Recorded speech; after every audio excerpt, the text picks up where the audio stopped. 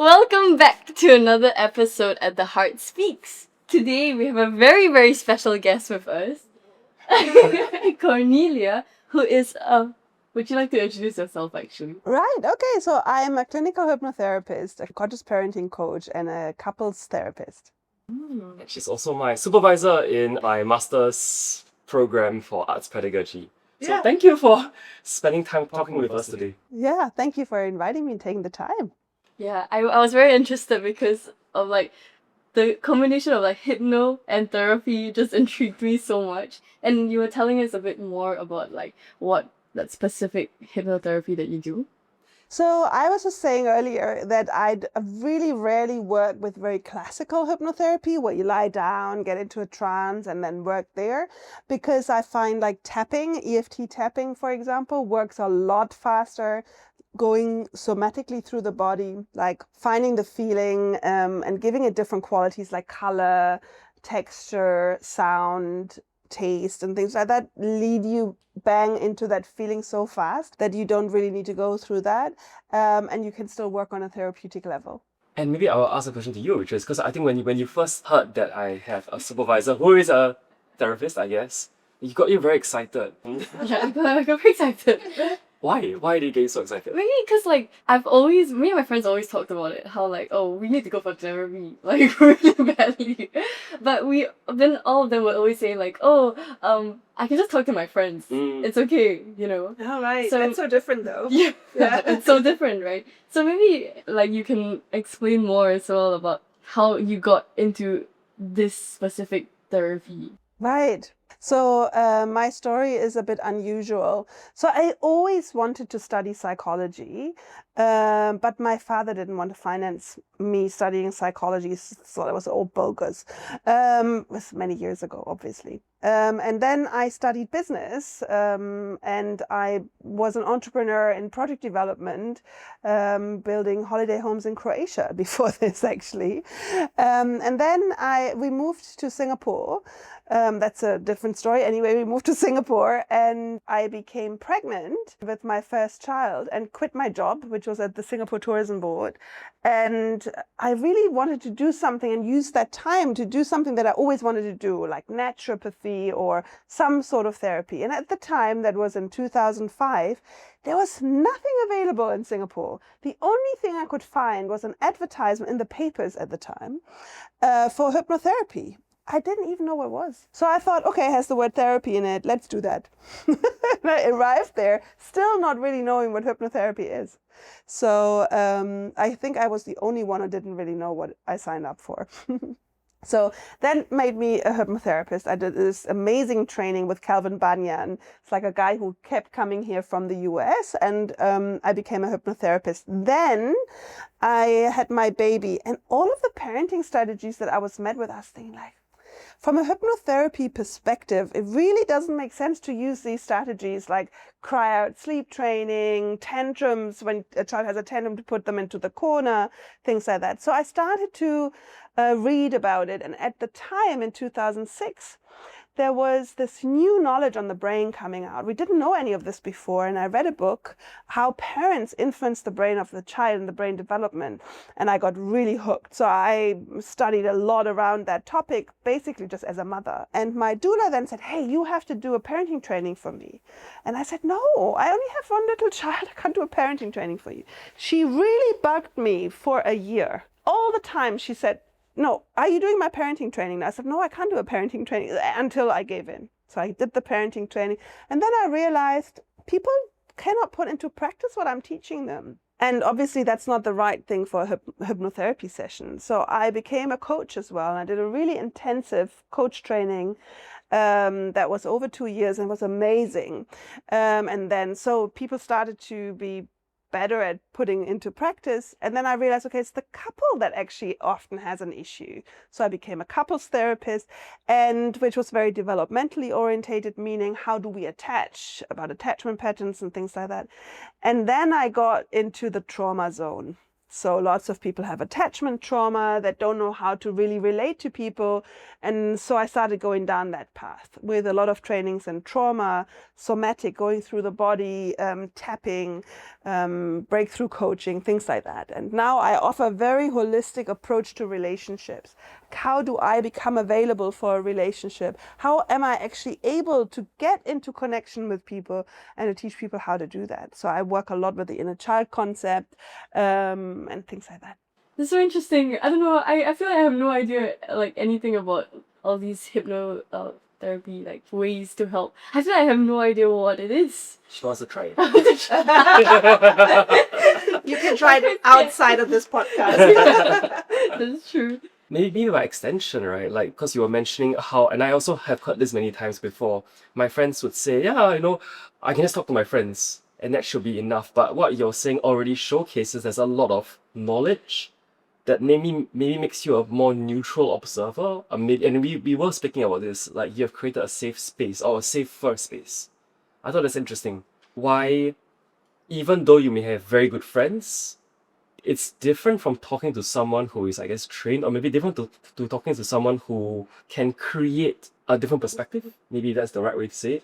I think one of the major differences is that when you talk to a friend, they don't try to understand what's the red string of patterns in your life. They don't, I mean, that would be really odd. If your friend would treat you like a therapist, you would probably be quite annoyed, right? They would respond. It was a dialogue, a conversation. A therapy session is not a dialogue or a conversation. It's actually a space where you can explore your deeper patterns that drive you in life. So very often people come to me and they say, I'm a very rational person. I said, yeah, right. You like to think that. No human is rational. We're all emotional beings. And the people who say the most that they are rational are usually the ones who disconnected from their emotional world. And they think they are so rational, but it's the ones who flip their lid, who have outbursts, anger issues, stuff like that, because they have no connection to their inner world. They don't have words for their emotions because they are so rational, so they don't want to be emotional. But humans are emotional beings. We are driven by our emotions. Look at advertisements, right? It's nonsense to say we're rational. So in therapy sessions, we look at this emotional world. How well integrated are you with your rational and your emotional? So how adaptive is your nervous system? Can I go into stressed and relaxed in a good pattern? Or am I overwhelmed and collapsing, right? And once we realize things like that, it's actually teaching and working through how to get connected, integrated, and adaptable so that we can actually be more functional. And usually friends can't do that. I'm curious, you've been in therapy before, right? I have. So how was that experience like for you back then? I first went to therapy while I was having my toxic ex, and I didn't know that I needed it. It was just as a joke, as a fun, for fun kind of thing, because I was a medical student. So I wanted to know, I should know what counseling or therapy or psychotherapy all means, especially if I was going to be a doctor, I'm going to be prescribing patients, you should go and see a therapist. So I entered it, and the therapist said, you know what, would you like to talk about? And then I said, I don't know, maybe. Then we just kind of jumped on some lead, and ended up talking about my ex-girlfriend. And then the whole thing about, I think you should encourage her to come for therapy, you should encourage her to come for couples therapy. And I did realize how emotionally held or emotionally captive I was in the relationship. We did end up going to couples therapy, which is great. But then my ex was very against it. She's like, I don't need this. It became more so for me because I was listening. I was in the discussion. And later on, it led to... So it broke down after 1 or 2 sessions. It became just my own therapy sessions with the counselor. Led on for a while. And then the recommendations or the guidances of like, you're not responsible for her life. Maybe you should exit the relationship. And I was like, what? Cannot be. I was shocked by that. But I think they were right. They were onto something, but I just couldn't see through it. I would on and off go to different therapists. She would later on go to different therapists as well, with no real breakthroughs actually. It was always getting somewhere. Maybe the words or the phrases make sense in hindsight, like now that I'm reflecting on it. but it couldn't get through because I couldn't fathom that possibility. I think what To did separate. perhaps to separate or to consider a different life altogether, or to actually just see what were the walls that were in my life, even though theoretically it makes sense, but deep in my heart, I was kind of already saying, no, I don't think they understand truly what they are saying. I mean, who are you to The know? therapist. Correct, yeah. So I doubted the therapist. What really did break through was somatics, like the work on theatre and knowing that you yourself are very involved in. Would you say you're a somatic therapist? Well, I'm not trained with the somatic experiencing, but I work very somatically. So I really work a lot through the body. I mean, we had a lot of conversations about that, right? I Yes. really feel that that's where your power lies. You cannot think yourself out of a situation like that, right? You have to use your body. Yeah, I think that was an enormous breakthrough in my life. So I would say overall my experiences with therapists were very positive, but for me the ones that really helped a lot was working with somatics, working with the body. And my encounter with somatics was via theater, physical theater. But I've also seen how you were using somatics in the therapy session that we worked with.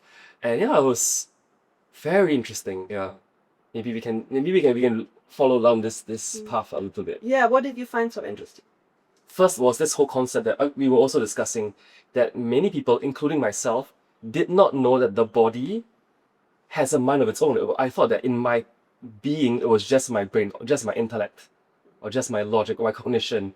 To then be told, oh, your body has a mind of its own that is maybe separate or like somewhat different from the mind was mind blowing. So it's actually really, people misunderstand how this works. So what actually happens is we're sensory beings. Life is a sensory experience, right? You have your senses, you receive information, goes into your spinal cord, and your body presents with a certain set of sensations. And then your mind tries to make sense of it. So it's not actually the brain that has the experience, it is just trying to compute what you're going through. So when you think of the information going into the spinal cord, it travels up, goes into the amygdala, which is the part of the brain that's the kind of the burglary alarm. The amygdala information then goes to the hippocampus, which is the memory center. So basically asking, hey, do we know the situation? Then the hippocampus, the memory center, may actually say, oh yeah, I know this smell. This smell is bad. And the amygdala goes, what? And then the brain is trying to make sense of this info, right? So that smell, wait, maybe that was last time I felt that was life-threatening. Where's a life-threatening situation? And then it tries to connect the experience of the body with the current thing that you're seeing. And this is where there lies a lot of power, to stop the sense making of the brain, which is relying on past information, and actually go into the body and experience sensorically, what am I going through? And is my brain actually telling me the truth? I mean, I don't know whether any of you suffers from catastrophizing or OCD or things like that, right? It's basically, or anxiety, the brain talking nonsense all the time. It's not the truth, right? But if I do this, oh my God, then this is going to happen. And it's about breaking that spiral of the brain trying to make sense of the body. So it's not truly separate. It's just that we tend to think the thought or the feeling starts in the brain and then the body follows, and it's exactly the other way around. And this is why thinking yourself out of it doesn't work, because the body's still where it is. So it's about finding the power in the body and then questioning the thoughts that come with it. Make sense? It makes sense to me. How about you guys? I'm just struck with, how much I resonate with that from a Buddhist perspective. Yeah. Because, there are many ways to word it, but for me it's something like, there is an event that is happening and we always are so quick to attach some kind of meaning, like, she walked through the door really fast, she must be angry with me, but actually she could just be walking through the door because she really needs to pee. That's why she walking really fast. Yeah. And from a meditation perspective, it's like learning how to separate the meanings from the events so that you see things for what they are and therefore know that you have the power to evoke change. Yeah. Which I feel maybe that's related to what you said about identifying the red string of patterns and being able to, would you say, rewrite it or like rejig the patterns so that another pathway can present itself? Yeah, I think when we look for patterns, it's about trying to understand where is the root cause and what is needed for that to change. For example, let's take the example of I always think somebody walking fast would make me think someone's angry with me, or I always worry about somebody being angry with me. If I understand that pattern, the question is, what do I need to not feel the way I feel or act the way I act when I am in these situations? So if I feel, oh my God, you're angry with me, then what happens with me? Maybe I shrink. I don't want to say anything anymore. I get really scared. What do I need to stop doing that and doing something different, right? Yeah. So that's what kind of like, how do I get more empowered in situations like that? And how can my body help me with this? So for example, and this is where embodiment comes in, right? If the pattern is what we just described, I shrink, I go like this.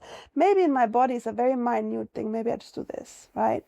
So in embodiment, we increase the movement of what does the body want to do to make it more visible, and then ask the question, so what happens when you do this? Like if I do this, what happens to me? Maybe what happens is that then that other person will get like wonder about what the hell is going on, and they will withdraw, and then that person feels alone. I'm just making this up to make a point. So what would that person need to actually stop feeling so lonely and threatened? Maybe they would have to come back to and inquire, right? So it's kind of through the body movement I can actually start to instill a different feeling and a different experience. So what makes embodiment so powerful. It makes visible what is going on subconsciously, and then we can help the body to have a different experience. Yeah, wow, wait. I have a very interesting question now because we deal a lot with physical theatre and we are seeing this also very manifested very clearly. So I was just thinking of this example of like, yeah, I am in a theatre space. I need to be able to maybe express my emotions accordingly, and one scene requires me to shout. And I realized that no matter how much I tell my body to shout, I can't raise my voice. Louder. I have no control of my body. How would you guide us in terms of understanding our body to proceed further from here? Right. So first of all, you need to understand what the body is, what's holding back, right? What is that worry? Where do you feel that in your body? I don't know. Do you want to go through that? If you can make it up. Oh yeah, I not loudness is not something very, because I'm okay to speak louder. What about you guys? Do you have any certain block? Maybe mood? My blocks are my nervousness. Like I know because I also work with them quite closely with workshops and stuff, and then they really push you in the front lines and go like, okay, do something. Go. Like, it's like, and then I will be nervous to do something, you know, like. But I guess my blocks. What are my blocks? For it is this anxious anxiety that I don't know where it came from. Okay. So without us going into too much detail, right? I don't know how much you want to share about this, but just feel it in your body. Just feel that nervousness in your body. I am feeling quite nervous. Right. Where? Where in your body do you have the sensation? How do you know you feel nervous? I guess in my chest, my heart. Right. So if you were to follow the movement that your heart wants to do, what would you do?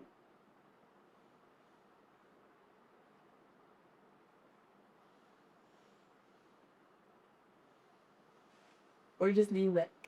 Right. So there are more minute movements, right? You're also doing this.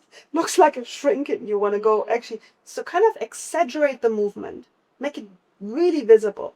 Right. Yeah. So how But do you see, I don't know whether I'm making this up in my head, telling my body to do that. Because I'm like, oh, like, I don't know whether I'm feeling it or I'm doing the action or like my mind is controlling it. Okay, so go back and feel the nervousness. Do you still feel nervous?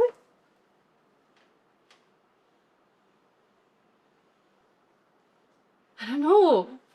I'm having a conversation with my body and my head. And it's just Yeah. going like, oh, but my back can sore. And then I'm like, wait, this is not the activity right now. Then I go back into like, am I supposed to make a drastic like, So look, what this looks like now is like your subconscious doesn't really want to show up in this podcast with your anxiousness. Is that correct? I don't know. Because it's like, no, ooh, la, you know, it's like, I wonder whether that's, and that would be totally okay. Because maybe your subconscious mind knows, oh, there's a bigger story to this, which I don't really want to tell everybody. You know, that's why I said, let's make it up. So if you just make it up, that screaming, like kind of, right? Imagine where you would feel that. I might bottom top of my belly. So now imagine there is this situation in which you feel this. What is it that is holding that? Like, kind of, what is it that it's holding back? Maybe it is because you never really want to use that sound of voice. Maybe you worry about what it would represent. Maybe it is because of the situation that you're in. So maybe you are supposed to scream at a teacher, or maybe you're supposed to shout at a policeman, and you're like, oh my God, I cannot shout at a teacher or a policeman or my parent. Actually, I see that quite a lot when I work with anger. I ask people to express anger to an image of the person that they're angry to, and very often that's like, then they start talking about something else. They're really, like you just now, wiggling, you know, because it feels like something they can't do, because they're so ingrained that is respectless, that's not allowed or something like that, right? So is it a general, oh, I can't talk, or I can't be so loud, or is it a situational? I would say it's interesting because both. Even in general, like now ignore all context, just shout. Cannot. Yeah, I'm not. Yeah, Man or woman? I've seen this for both. For both. It would be really interesting to explore what they connect to shouting. So if somebody shouts, what do you connect? What are the thoughts that come up? If someone shouts, "Hey!" Calling for attention. That's something. What do you feel about calling for attention? Hey, eyes on me. It's standing up. It's being seen. And what do you think? What comes into your mind immediately when people want to be seen? When people want to be seen. Hey. Shameless. Shameless. Interesting. Yeah, I'm feeling it's a shamelessness, a disregard for others because you've broken the status quo. You are now more important. That's very interesting because wow, so many things are going through my mind. I feel like a buzz of energy. Okay, but when you were talking about that screaming example, I was just thinking about myself. And like for a good maybe 20 years of my life, I realized that I could not sing. And it became a problem because I work in the theatre and in the performing arts. I could speak text, but I could never hold a melody. And I would know that I'm out of tune, but I would have no idea how to correct it. And the more I tried to be in tune, the more I wanted to cry. And there was a period of time when I was working with my mentor in theatre, and there was this very exacting way of like, no, you need to sing in tune. You need to just tell yourself to sing in tune. And every day, I swear to God, I was in shambles in the rehearsal room. I was just like bawling, and like only when I was crying, I could sing in tune. And there was no other way. And this was for 2 years of my life, like every single day. And then I realized that when I went home, because back then I was still living with my parents, I started to realize that there was this theme of silence that was very pervasive in my household, where I felt like if I made a sound at the wrong time of the day, I will not get peace anymore. I mean, because of like numerous factors, because like they had a very irregular sleep schedule. And and when I was at home, I felt this. And when you said that the sensation came from the bottom of your chest, like here, yeah, I felt it. I felt also like if I were to reconnect to my sense of self when I couldn't sing, it was here. And then there was this like line that comes here and then it stops and then it's this sensation of I want to vomit and my words and my sound won't come out. Wow. And when you were telling Beatrice how does this want me to move, right? It actually wants to move as like like that kind of pattern. And even now I feel a bit freer having done that, but it feels like I'm in a very thick smog and my voice is a beam of light like laser that can penetrate that smog and show me the path to go forward, and without it I'm lost, and at the same time it takes so much to master that up. So that was going through my Yeah, head when that's you guys were amazing. speaking. Thank you so much for sharing. But if you give this a little bit more, like, let's go into slow motion, right? So you go into this, and just stay with it for a little moment longer and see what happens. What do you take that to expand that light? Can you try to do that? Can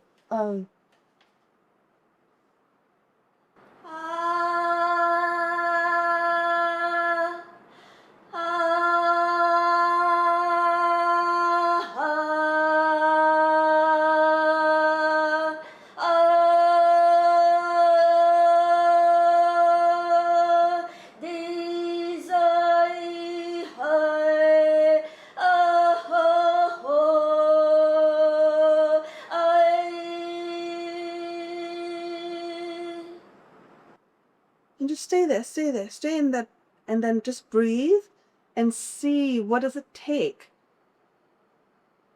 What do you need there?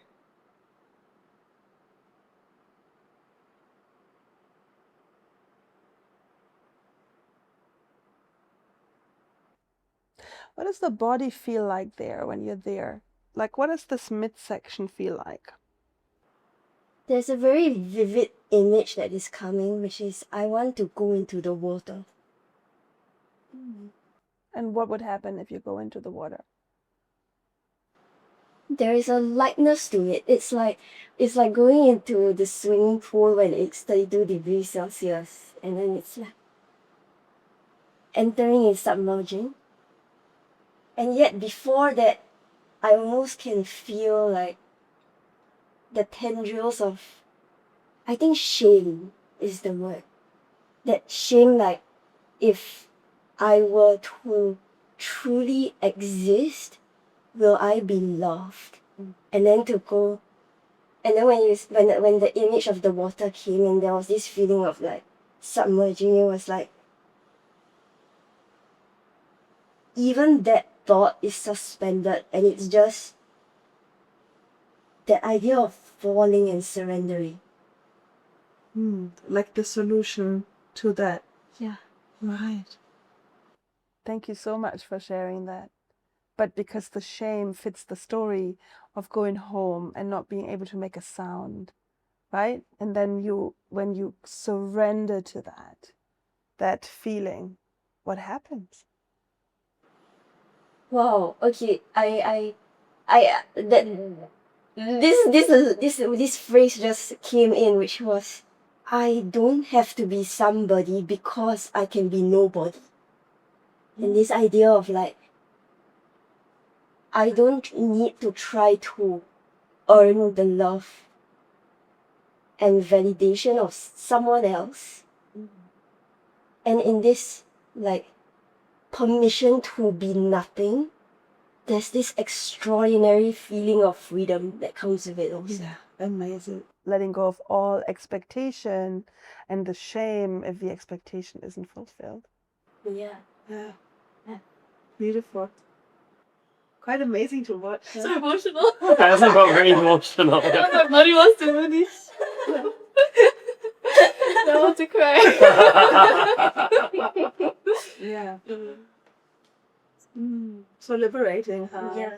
Which is why yesterday we were having a conversation and we were like, why do we do theatre? And I was saying, I feel like I'm not practicing theatre to do something. Like it is a practice in and of itself. I feel like I feel it in my body when I'm not practicing. I feel there's this stuckness here that's so visceral to me.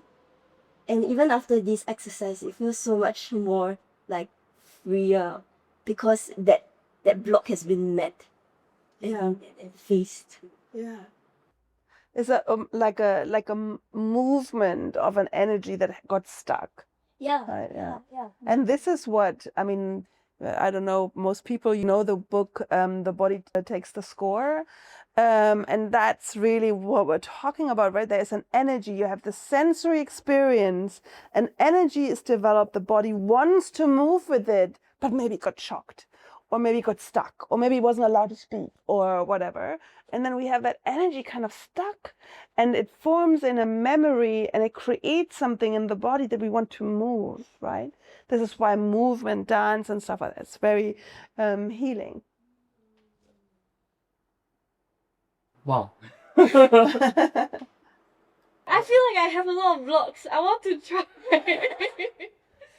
Well, it doesn't have to be on a podcast for the first time, you know.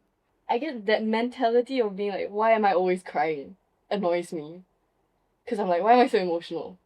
Yeah. But you know, your subconscious may have a very different idea to what your rational mind has. So like now you wanted to show up in that anxiety, right? You were keen to do it. But your body was talking a very different language, you know. It was like, So maybe, you know, it's like there is a form of therapy that's called parts therapy, which kind of works with the image that we have different parts of us, or Gestalt therapy is like there are different forms of us that have different purposes, and we may not be aware of all of them. There might be a protector that doesn't want you to show up that openly and honestly, right? Maybe there is someone who, that protector maybe is fearful of criticism or ridicule or whatever it might be, right? Or, and you might not be aware of it, but the body shows it. Do you believe in, or like, do you practice like dream analysis? So that's a Jungian kind of approach. I'm not trained in that. I'm trying to remember my dreams more. And when clients come with dreams, I like working with it because it is really messages from the subconscious. I do believe a lot into mystical things. So I do feel that we are surrounded by symbolism and that the brain works a lot with symbolisms and they show up in dreams, right? But I'm not trained in Jungian symbolism and how to exactly read it.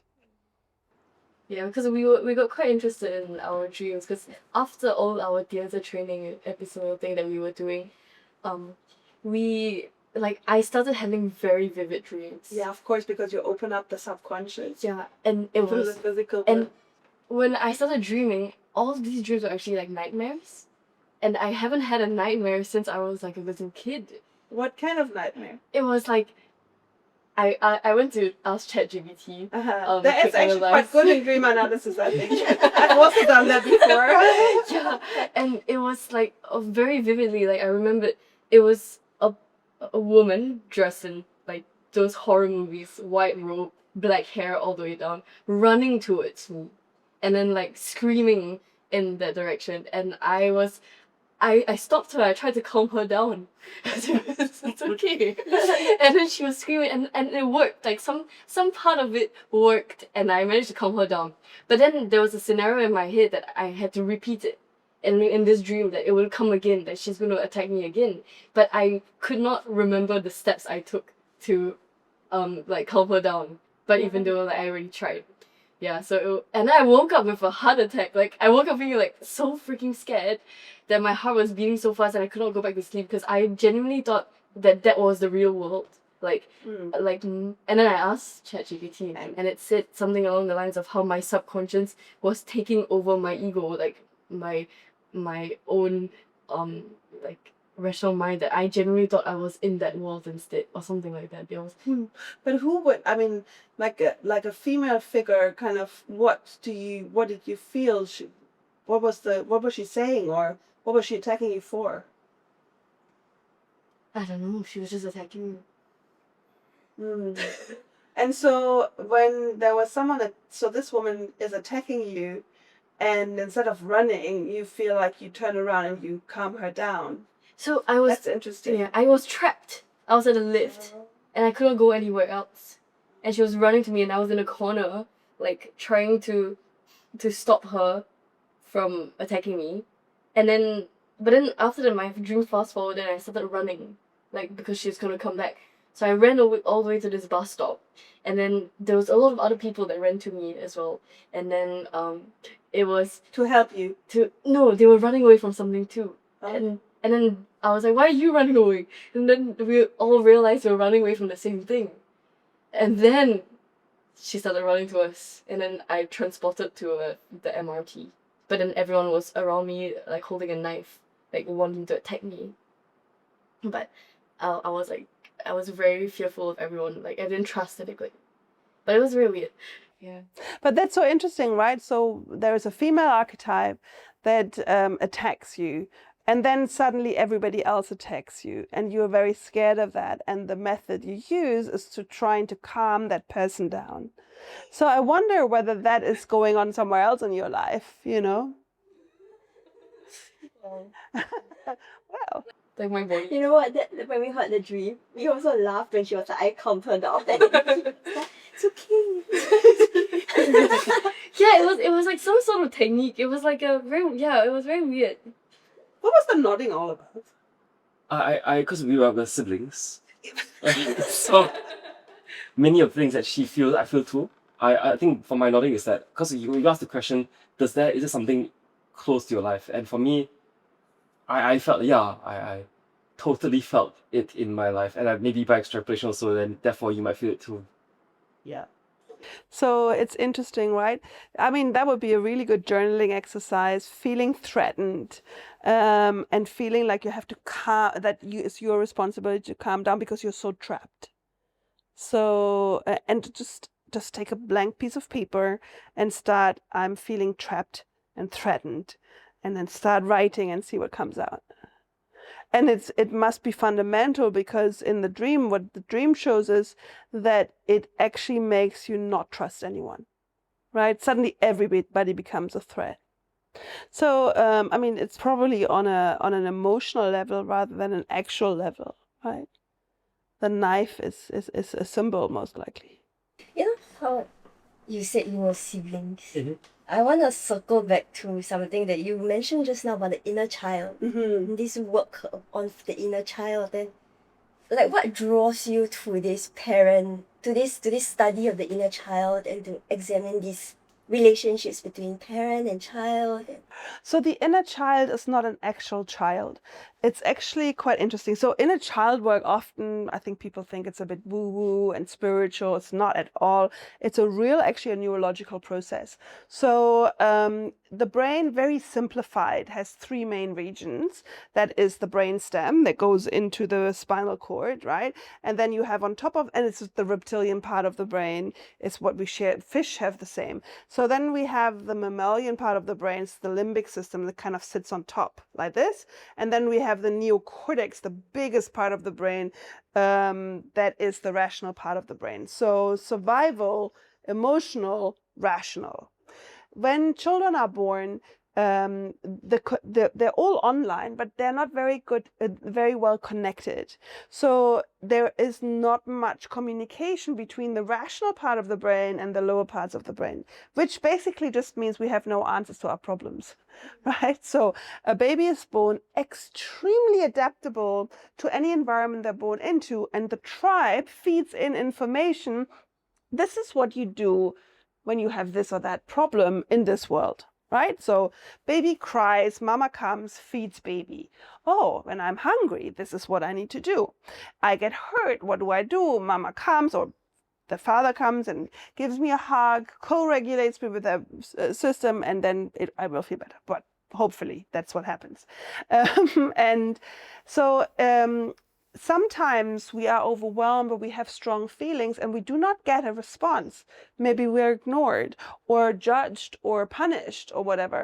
So the input from the outside world doesn't do what it should do, which is connecting the mammalian emotional part of the brain with the rational part of the brain by communicating through the interaction of the parent, right? So parent comes, comforts me, teaches me, if I feel this way, this is what I need to do. Synaptic connection builds between limbic system and neocortex. Now, as an adult, then I have a feeling in my limbic system that doesn't know how, and I don't know how to deal with it because it doesn't get the connection to the rational part of the brain. Inner child healing gives the feeling part of us in the limbic system an image of the inner child so we can activate that feeling. Then we bring in the adult activating the neocortex, and we can only do that, the brain can only facilitate that because we give it an image. And then we communicate as if it had happened at the time.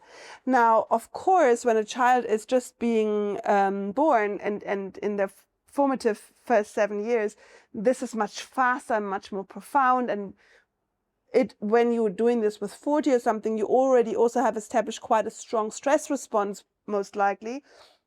But with the activating of the different parts of the brain, the communication, we can still instill synaptic connection growth and actually deep neural pathway learning even then. It takes a little bit more attention and intention than it would if you had it from the beginning, right? Does that make sense? So that's inner child work. It's not actually, there isn't an actual inner child in you, right? It's just an area in the brain that we use an image for. So as I said earlier, there are different forms of therapy that work with concepts like that, like parts therapy or gestalt therapy or things like that. It's very similar. We're giving an image to something so we can compute it easier. This is a bit controversial, but do you think every parent will wound their child in some way? Oh yeah, of course. Of course, I actually think this is what life is for. I actually think, and that doesn't mean that I want to wound my child on purpose. We're working through, hopefully working up the Maslow's pyramid of needs and have an evolution in the way we parent. But because we lack the idea or the possibility to describe what would be perfect human life, what would be a perfect human experience, we cannot know what is perfect parenting. And I think the human experience is a very sensory experience, and it's an experience of duality. So only in the experience of duality we can make sense of the world, which comes with also having pain, right? Having stress. But how do we make this experience as fruitful as possible? I think is through attunement, communication, and inquiry, and actually kindness and compassion. Yeah. Would you say by extension also, there was a time when I was undergoing some kind of personal crisis in my life, and I was in another country, I was meditating, and suddenly, out of nowhere, it occurred to me that what I thought were my opinions and my voice about the world was actually my mother's voice in my head. Yeah. And it was so, it even has the timbre of her voice, the tempo rhythm of her speech. And it was so obvious, but I don't know why I've never seen that voice was hers. And suddenly when I saw that, I was like, what do I do with my life? Who am I? Who is speaking through my mouth? What constitutes my opinion? And does the concept that I who is this I that I'm talking about? And I just thought that I just had this overwhelming sense of sympathy for everyone who had to still be under some sort of attachment to their parents, because it also took so much distance to be able to see that. And for me, that had some kind of symbolism as to that I felt was the time I really truly became an adult. Yeah. Yeah. So that speaks a lot about kind of not having had the opportunity to form an opinion. So if you have a lot of top-down parenting where your opinion never counts, how would you know what your opinion is? If your life basically is threatened all the time, that you're communicating something different to what's expected of you, which feeds into what you were saying earlier, right? That expectation and shame if I don't fulfill the expectation, it kind of shows that there was not much practicing. What do I want? What feels good? It's always an outward focus on fulfilling expectation, having goals, having to do this, having to do that, performance basically, right? So as parents, I feel it's super important to be able to give space to our children to explore what is it that they want, what kind of opinion might they have. And it's a practicing and trying out. It's a try and error thing. So I may think, let's say you are at a buffet, right? And your mother will tell you, you eat rice and okra and chicken. This is what you eat because you like that. Yeah. And you think like, "Oh, okay." And then you just take this and eat it, and you grow up thinking, okay, this is what it feels like if I like something, because my mom is telling me I like this, right? So you probably get used to it and kind of feel that you like this. Now, opposite to you're standing in front of the buffet and your parent says, hey, what would you like to try? And you maybe take cauliflower and beef and maybe also okra. Then you sit down and you think, oh, I hate all of this. And then your parent says, okay, just get up again and try something else, and maybe just take a little so that you don't waste anything, right? So we still have a parenting framework of maybe not wasting or eating healthy or whatever, but I'm allowed to try it out. I'm allowed to change my mind. I'm allowed to realize, and without shame, that I don't like cauliflower or whatever, right? So this is how you form a feeling of self. Yeah. And a lot of parenting actually prohibits Yes. that. Yes. Yes. I have a thought. And I was just thinking, as much as you're saying about food, I was thinking, I know maybe I don't know whether we should go there, but I was thinking of like religion and how being raised. I knew it. she knew it. I said I knew it because she had when you were speaking, she had it's like No, but it's true because like as you were saying that, I was linking it back to like a religious upbringing, because that's like the same thing for like you have choose this. This is how the world works. Yeah. And this is what you need to believe in. Yeah. And then being brought up with that very like strong framework and breaking out of it felt like my subconscious also doesn't understand what the world is. Well, I think it will stay with that because who knows what the world is. I mean, of course, but I mean, we can have ideas about what the world is, but religion is an interesting thing because when you go into religions and the root forms of all religions, basically all the same, except of Buddhism maybe it's a bit different, right? And even there are a lot of similar components that are matching. But it's just basically, it's like different languages. We still mean the same thing. And then they got hijacked. That's my opinion. I'm sure not everybody agrees with that, but a lot of religions got hijacked and as power tools, right? But if you get at the root of it all, they all say the same thing. yeah. It's social rules and how to, like basically a bit of a handbook on how to do life. there was a time in my life. I'm just speaking from personal experience because the relationship is just a lot more direct.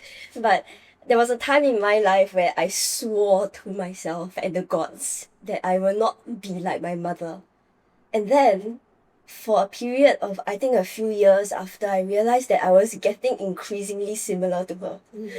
And I realized that it was only when I put down the image of my mother, I started to become my own person. But I also sense this a lot maybe from people of my age who are like, I really don't want to end up like my parents. I'm going to like never date someone like my father, my mother, etc. And then they end up being a splitting image. Like, Yeah, well, we get to the point where you put your energy is where you go, right? yeah. So if you would say, I never want to be like my mother, you need to do the second thought. What do I want to be? Yeah. Right? Otherwise, you're only imagining you being like your mother, and that is kind of putting all your energy into that. Yeah. Mine was very different. When I was younger, I always wanted to be like mom. Like, I always wanted to be like her. And then now it's like, Maybe it got a bit more differentiated. Some things you still want, some things you don't. But I think it's also like when we think of parents and kind of differentiating from them, it's so important to understand their history as well. Like kind of their way going through their own stuff, which, by the way, will help you if you become parents yourself, because it's a more forgiving view on it, right? So parents usually do their best. Yeah. And their best may not be very effective or helpful because they went through their own trauma, and then they just pass it on because maybe they didn't have the opportunity or the knowledge or whatever to digest it and change it. But the differentiation process, I don't have to be like this, I can be my own person, is a very interesting one. Do you want me to explain that a little bit? Yeah. Because the differentiation process is interesting. So every relationship starts in a symbiosis. Like the mother is pregnant with a child, that's one body, one nervous system. Baby is born, and you have a little bit of a differentiation process, right? Baby is born, so you have the infant, but the baby still only has needs. So the mother's job and the father's job now as well is baby needs something, we need to fulfill the needs. Baby doesn't have wants, opinions, or whatever. Then you go into the toddler years, right? And the toddler starts to differentiate from the mother. It's like cell division, and starts to have wants. Really challenging for parents because like, what the heck? How do you have wants now? And I want you to want something different. Now, if we don't allow this differentiation, the child has challenges to understand I'm a different person. And the parent has challenges like, how dare you do this? Because it feels like it's a reflection of me. The next big change to differentiation is puberty. Now the parent really should understand that this is a different person.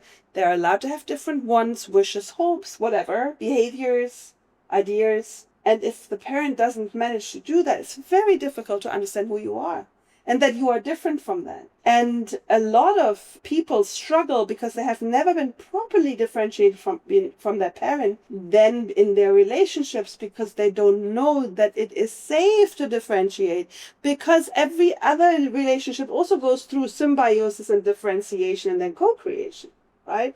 So a lot of relationships, and I work a lot with couples, they break down when the differentiation happens, because, or they become toxic, because, and then it's like an entanglement, like, because people don't feel safe in feeling themselves again.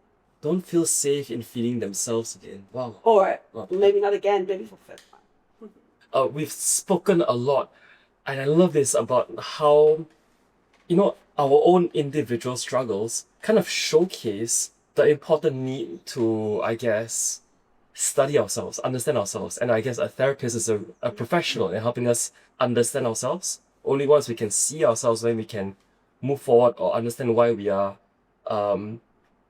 behaving the way we behave, or being affected by certain things that other people are not. My own kind of question right now is, because we did speak a little bit about relationships, how there's a relationship to a partner, to your community, to your parents. And I was just wondering whether you had any guidance to the public in general. What do you think we need to hear more of? What do you think people are not very familiar with, that they need to get in touch first so that they can enter into the path of self-learning? What should we tell people? What do people need to hear more? Okay, where do I start with that? I think what people need to hear more is that them experiencing stress, conflict, and so on always has to do with them as well. And their biggest power lies with them. So if I run into situations, I will project my own feelings into them, like the person coming through the door, right? So the biggest power lies in actually looking into your response and reaction. And learning that you project and experience your own inner world through the mirror of others. That's one thing. And for relationships, any kind of relationships, the biggest power you hold is inquiry and stepping out of your own judgment, which is really your own echo chamber, right? So if you go around judging, assuming, you are not really experiencing the world or other people, you are just replaying your own experiences and your own story. So pausing that, watching yourself in a self-reflective way and starting to inquire with the people that you would have previously assumed or judged will give you an incredible insight into your own habits of reading situations, which always comes back to the profound programming of the first couple of years. Thank you. Yeah. Is that tangible enough? Perfectly tangible. Yeah. Great. I was just very excited because I wanted to book an appointment. Maybe as a quick wrap up, because we really are running out of time. You've spoken a lot, and I think so much knowledge and insights you've shared with us. I'm curious, what excites you these days? What's next for you that you're looking forward to? See, I feel I'm in a little bit of a transition. I used to do a lot of conscious parenting work, and I'm now doing a lot more couples work. And I'm really excited to explore a little bit more how to create workshops where people have a bit of more of a group experience, actually. I used to run a lot of conscious parenting workshops, and I feel like maybe that ship has sailed a little bit for me because, after so many years, and also not having such a big foot in the parenting community anymore because my work has changed. I would love to develop something around those lines of group work because it's very, very powerful to have witnesses to it. And just exploring that excites me a lot, yeah. Also excites me a lot to see my kids becoming young adults. That's very exciting. That's on a personal front. That's very exciting. 2 kids, is it? No, 3 kids. Three, yeah. yeah. They're now 20, 18, and 16. Oh. Each 2 years apart. Yeah. I really loved what you said about witnesses because I felt like for a huge part of my theatre practice was struggling with this idea of being seen because so much of it has to do with very intimate emotional experiences. Yeah. And especially because I don't do very conventional theatre where I'm given a script that's written by another playwright, so I feel like I can hide behind a character and assume the mask of a character.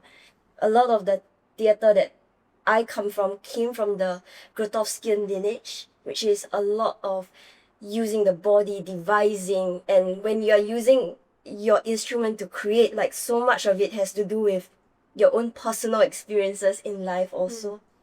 And I found the notion of having someone see me to be so scary, but at the same time so liberating. It was like I was giving myself the permission to be vulnerable in front of someone and to almost like share a secret with a dear friend.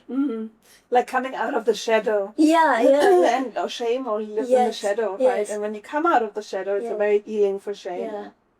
So, I mean, group work so I do run some group work stuff. I run soul vision boarding workshops and inner child healing workshops with a sound therapist. So these are beautiful, but I want to kind of deepen the programs a little bit to have a more of a, maybe like a retreat program or something like that. Having been with this group now especially for Renice for the last 3 years, the work is so long, so ongoing, so much hours required, and then when I look back, so much has changed. Yeah. I resonate here. What has changed though when you, I mean, you were sharing a lot about embodiment work and stuff. I mean, I don't know whether you've already extensively talked about that on your podcast, but what has changed in terms of speaking through the body, and you shared coming out of the shadow, out of shame, and kind of being more vulnerable and more visible. Is there anything else that you feel has changed on a personal perspective by going through the physical theater experience? Yes. Yes, too. Exactly this.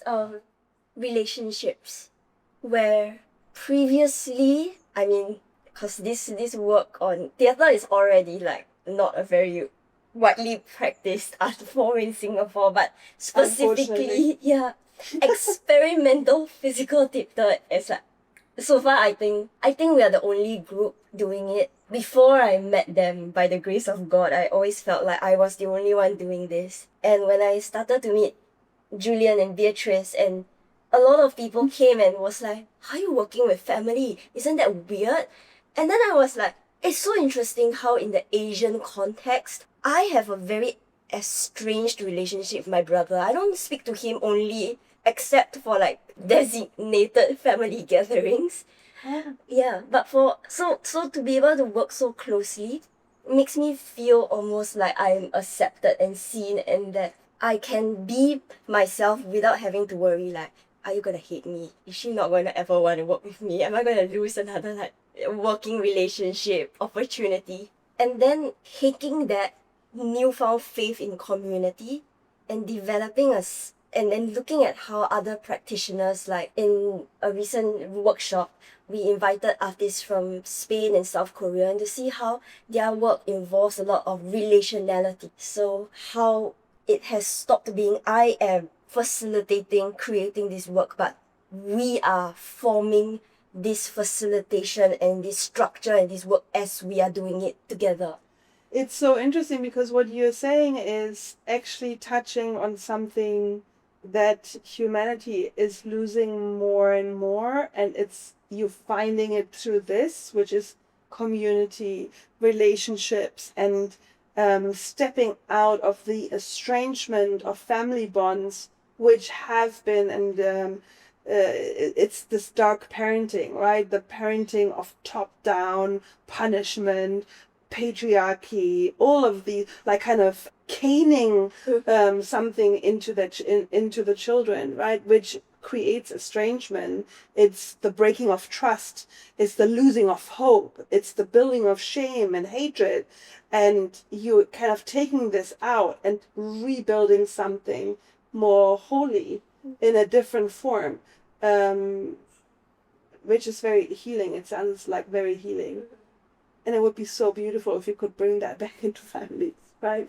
Yeah, I had such a similar answer. I mean, like in that, for me, the biggest change, very briefly, because so much has changed, is just a lot more love in the world, a lot more happiness and joy in the current moment. Because otherwise, I realized I have been always living in the future. So I'm planning that I need to do this, I need to do this, we need to have this meeting because we need to do that.